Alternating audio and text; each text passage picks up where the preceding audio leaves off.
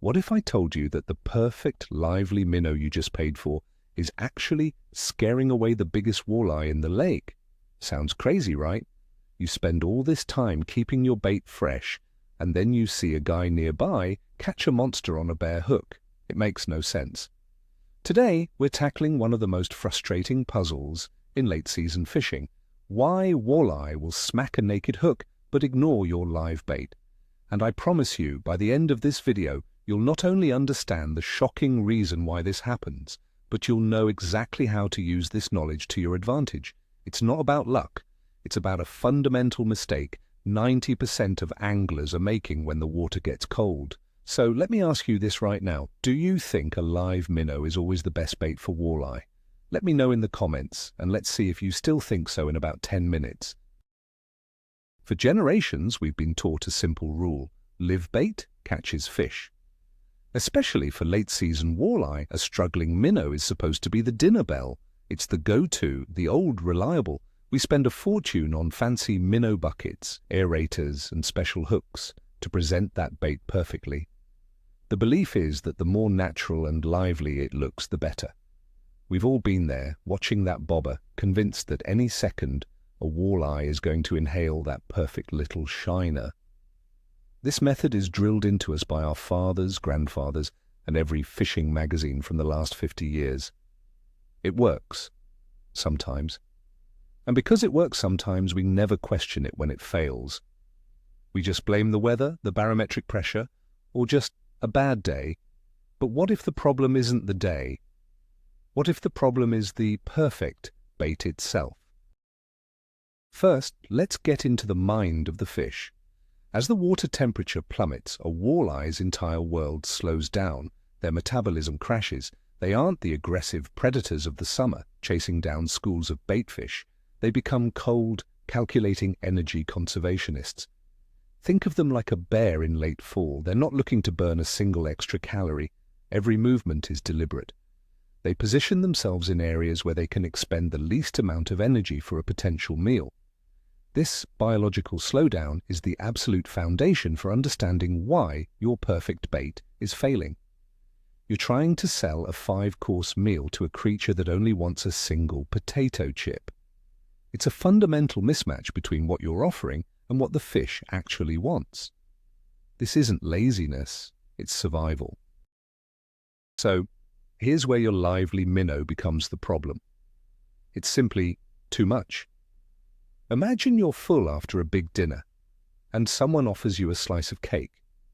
You might take it, but what if they offered you a whole cake and told you that you had to chase it around the table first? You'd pass. That's your lively minnow. To a lethargic walleye, that energetic, darting baitfish represents a chase. It's a high-energy expenditure for a meal it might not even catch. The walleye sees it, calculates the energy required versus the reward, and decides it's not worth the effort. It's a bad deal. So the fish just sits there, watching your expensive bait swim around, waiting for something easier to come along. You're presenting a challenge when you should be presenting an opportunity. This metabolic shift changes the walleye's entire feeding strategy. They transition from being active hunters to being passive opportunists. They are no longer seeking out prey. Instead, they are waiting for prey to make a fatal mistake right in front of their face. They want the dying, the disoriented, the completely helpless, the meal that requires them only to open their mouth and flare their gills. This is a critical distinction. An active hunter will react to signs of life and vitality. An opportunist, on the other hand, reacts to signs of death and weakness. Your frisky minnow is screaming, "I'm healthy, and I'm going to be hard to catch." The walleye hears this loud and clear and simply waits for an easier target. It's a game of patience, and the walleye has more of it than you do. Let's push this idea even further. From the walleye's point of view, a very healthy, active minnow isn't just a difficult meal. It can actually be perceived as a minor threat or an annoyance. Think about it. In their lethargic state, anything that is moving erratically and unpredictably in their personal space is a disturbance. It's a break in the calm, cold world they're inhabiting. They're not in the mood to deal with it. They might even move away slightly to avoid the commotion. Your bait, which you think is the ultimate attraction, is actually pushing fish out of the area. It's the equivalent of a loud salesman trying to sell you something when you're trying to take a nap. You're not interested, you're just annoyed. The walleye feels the exact same way about that overly energetic shiner. So if they're not hitting out of hunger, why on earth would they hit a bare piece of metal? This brings us to the most important concept of late-season fishing, the reaction strike. The bite on a bare hook is almost never a feeding response. The walleye doesn't think the hook is food. The strike is an involuntary predatory reflex. It's a neurological response to a specific trigger. It's like when a cat sees a laser pointer dot on the wall. The cat isn't hungry for a red dot. It just has an uncontrollable instinct to pounce on it. The bare hook creates a similar situation for the walleye. You're not trying to convince it to eat. You're trying to push a button in its ancient predatory brain that makes it bite without thinking. What is that trigger? In many cases, it's nothing more than a flash and a flicker. A small bare hook falling through the water column catches the light. It creates a tiny, subtle flash. And what does this look like to a walleye? It looks like a single, loose fish scale drifting down. Or it could be the glint off the eye of a tiny, dying baitfish. These are powerful visual cues. A falling scale signals a wounded or dying fish nearby, an easy meal. It's a trigger that says, investigate this with your mouth. It's subtle, it's non-threatening, and it bypasses the fish's logical energy calculation brain. It appeals directly to its most basic instinct. The flash is the key that unlocks the jaw. Now let's consider the flip side, sound and vibration. A struggling minnow, especially when jigged, sends out a lot of vibration through the water. We call these distress signals. In the summer, these signals are like a dinner bell, attracting aggressive fish from a distance. But in the cold, clear, quiet water of late season, these vibrations can be too loud. They're jarring. They're the opposite of the subtlety the fish is looking for. A neutral or negative walleye doesn't want to investigate a commotion. It wants to observe a quiet opportunity. Your minnow is essentially yelling while the walleye is in a library. It's a sensory overload that makes the fish wary and causes it to back off. Contrast that with the presentation of a bare hook. It's the definition of a silent approach. It enters the water with a tiny plink and then falls silently. There are no frantic vibrations, no panicked movements. It's just a small, quiet object descending into the walleye's zone. This is a non-threatening presence. The fish's curiosity is piqued, not its alarm. It can approach the object slowly, observe it, and make a decision without feeling pressured. The silence of the bare hook is one of its greatest assets. It allows you to get inside the fish's personal space without setting off any alarm bells. You're sneaking in the back door instead of kicking in the front. When you boil it all down, the entire game is about the power of subtlety. Late-season walleye fishing is not a power fishing game, it's a finesse game. And a big, wiggling, darting minnow is the absolute opposite of finesse. It's loud, it's obnoxious, and it's aggressive. The bare hook, or a very small, compact lure, is the pinnacle of finesse. It's about presenting something so small, so subtle, and so non-threatening that the fish's curiosity gets the better of it. You have to whisper to the fish, not shout at them. Every successful late-season angler understands this principle. They downsize their line, their lures, and most importantly, the action they impart on their bait. Less is almost always more. This leads us directly to your jigging cadence. This is where most anglers make the biggest mistake. When using a live minnow, there's a natural tendency to jig it aggressively. You want to make it look alive, to get it to struggle, and send out those vibrations. You're trying to activate the bait, but as we've discussed, this is precisely the wrong thing to do. You're making the bait look like a high-energy chase. You're making it look threatening. All those sharp rips and aggressive snaps are likely sending walleye in the other direction. You're working against the fish's natural cold water instincts instead of working with them. Your retrieve is screaming summer when the conditions are screaming winter. So, what's the bare hook cadence? It's the complete opposite. Think about how someone who gets a bite on a bare hook was likely fishing. Their minnow was just stolen. They're probably frustrated, letting their jig fall back to the bottom without much thought. The drop is slow. They might just be holding the rod perfectly still, staring at the sonar, deciding what to do next. And that's when the bite comes. The successful cadence is a very slow, subtle lift of just a few inches, followed by a controlled fall, or even more effectively, just dead sticking it, holding it completely still, maybe a foot off the bottom. This minimal action is what creates the trigger.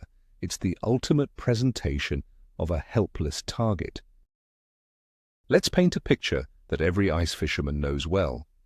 You're staring at your flasher or your sonar screen. You see a thick, red line, a big walleye, slowly rise up from the bottom to inspect your lure. Your heart starts pounding. The mark gets closer and closer to your bait. It hovers there for what feels like an eternity. And then, just as slowly, it sinks back down to the bottom and disappears. Rejection. It's one of the most frustrating sights in fishing. You know the fish is there, you know it was interested, but something about your presentation made it turn away at the last second. This happens thousands of times a day on every frozen lake. Why does that rejection happen? 99 times out of 100, the reason is what we've been talking about. That walleye was curious. It came up to investigate a potential meal. But when it got close, it saw a minnow that was moving too much, struggling too hard. The fish did the quick energy calculation in its head, and the math didn't add up. It said, nope, that's going to be too much work. And it went back to its resting spot. It wasn't spooked by you, it wasn't scared of your line or your hook. It was simply turned off by the overly aggressive presentation of your bait. The bait failed the final exam. It was a failure of subtlety, not a failure of attraction. Most anglers who stumble upon the bare hook secret do so completely by accident. It's the classic story. A perch or a small walleye comes in and rips the minnow off your hook. You're annoyed. You start to reel up, to put on a new one, but maybe you stop for a second, or maybe, out of pure frustration, you just drop the bare jig back down to the bottom for a moment while you reach for the minnow bucket. And in that moment, wham! A massive strike and you're hooked into the biggest fish of the day. You land it, look at the bare hook in its mouth and scratch your head. It wasn't an accident, it was a lesson. The fish was trying to teach you what it wanted all along. Now, it's important to understand that this principle applies to more than just a literal bare hook. You don't have to fish with only a naked piece of metal, though you certainly can. The idea is about minimalism. It's about a small profile and subtle action. This could mean using a very small jig head with just the tiniest sliver of plastic, something that has no built-in action of its own. It could mean using a small tungsten jig tipped with a single maggot or a wax worm. The point is to move away from the big, active presentations and embrace the small, subtle, and nearly dead ones. Think of it as a spectrum of action, with a lively minnow on one end and a bare hook on the other. You need to be fishing on the bare hook end of that spectrum. This whole phenomenon is the exact reason why dead sticking is such a killer technique in the late season. For those who don't know, this is where you set up a second rod in a holder with a live minnow, and you just let it sit there. You don't jig it at all. Why does this work so well? Because a minnow on a dead stick rod isn't thrashing around wildly. It's either sitting very still or it's slowly dying, giving off only the slightest, most subtle movements. It presents that perfect easy meal profile. A walleye swims by, sees this nearly dead minnow and eats it because it's a zero-energy meal. The bare hook is just the most extreme and purest form of this dead sticking principle. It is the ultimate presentation of an easy opportunity. So if you're going to try this, does the hook itself matter? You bet it does. You can't just use any old rusty hook. The color and size are critical for creating that visual trigger. A small hook, maybe a size 4 or a size 6, is ideal. The color should provide flash. Gold is fantastic as it gives off a warm, enticing glimmer. Silver or nickel hooks are also great as they mimic the flash of a silver-sided baitfish like a shiner. Some anglers even use red hooks, believing it simulates blood or a wounded gill plate. The hook is no longer just a tool to deliver the bait. The hook is the lure. You're choosing it for its visual properties, not just its ability to hold a minnow.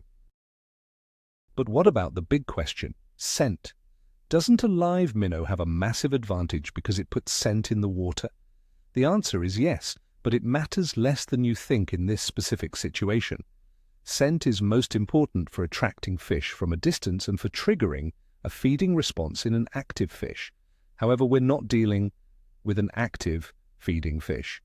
We are dealing with a neutral, lethargic fish that we are trying to trigger with a visual, reflexive strike. In this chess match, the visual trigger of the flash often overpowers the fish's need for scent confirmation. The bite is so fast, so instinctive, that the fish has already hit the hook before its brain has time to process whether it smells like food or not. Now, I want to be clear, this is not a technique you should use every single day, all year round. This is a very specific tool for a very specific job. You pull this trick out of your bag on those super tough days, the days with high blue skies after a cold front, the days when the water is crystal clear and ice cold, the days when you are marking fish on your sonar constantly, but you cannot get them to commit to any of your standard presentations. When you're facing those conditions and you're getting those rejections, that is the exact moment to snip off your minnow, send down that bare hook, and see what happens. It's a problem-solving technique for the toughest bites. Ultimately, the biggest takeaway from all of this is a mental shift. It's about changing your entire approach to late-season walleye. You have to stop thinking about how to feed the walleye. You're not a chef preparing a meal for them. Instead, you need to start thinking like a psychologist. You need to think about how to trigger them, how to provoke a reaction, how to present something so irritating or so intriguing that they lash out at it instinctively. Once you make that mental switch, a whole new world of presentations opens up. You start paying more attention to color, flash, and cadence, and less to scent and liveliness. It's a completely different and far more effective way to target these finicky, cold water fish. So, let's put it all together. The reason those late-season walleye are ignoring your perfect live minnow and hitting a bare hook isn't because they're crazy. It's because they're smart. They're conserving energy. Your lively bait looks like too much work, a high-speed chase they can't afford. But that tiny, silent, flashing hook, that's a different story. It's not a meal, it's an intruder, a flicker of light, an irresistible button that their predator brain just has to push. The strike is pure reaction, not hunger. This changes everything. It means on those tough days, you should be downsizing, slowing down, and thinking less about food and more about flash. You might just find that your most effective lure is the one you've had in your tackle box all along, just without the bait. Thank you for watching and sticking with me through this deep dive. If this blew your mind a little, or if you're going to try this on your next trip, hit that like button. It really helps the channel, and make sure you subscribe so you don't miss our next video where we break another unbreakable fishing rule. Now I want to hear from you. After hearing all this, what's the most counterintuitive or weird thing you've ever caught a fish on? Drop your story in the comments below. You'll be surprised how many of us have a similar tale.